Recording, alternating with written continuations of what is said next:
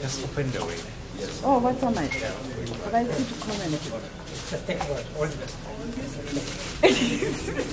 Your meeting, how was it like? What are the issues you discussed? What the Sudan question and what needs to happen in Zimbabwe, agent? Ask us. No, I think you know what needs to happen in Zimbabwe, because the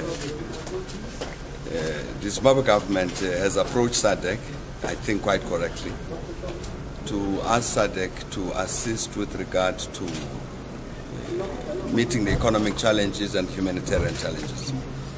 And I'm quite convinced that the governments in the SADC region are indeed determined to contribute whatever they can in that regard. I think that's the most urgent challenge, is to respond to the requests that have been made by the government of Zimbabwe to the SADC countries. With regard to Sudan,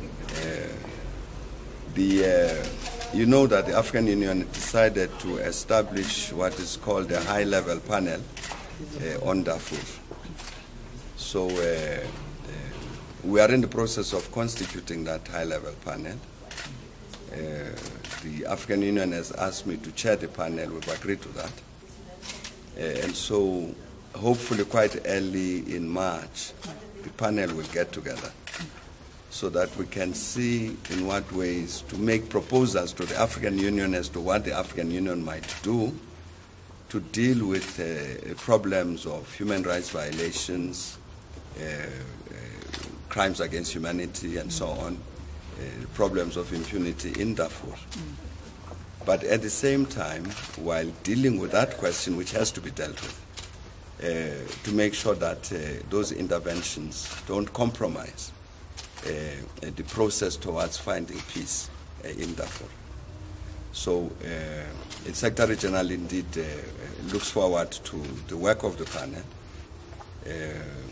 and is aware of it and would be supportive of the decision of the African Union to take that initiative, because both of those matters have to be dealt with. To punish people who are responsible for those crimes, but at the same time to make sure that the peace process succeeds. Mr. Mbeki, okay, thanks. What did you discuss concerning Zimbabwe?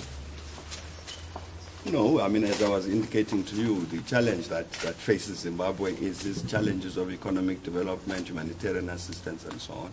It's the view of the UN that indeed we must, all of us, respond in that way. As you know, they've had a delegation in Zimbabwe to address the humanitarian thing.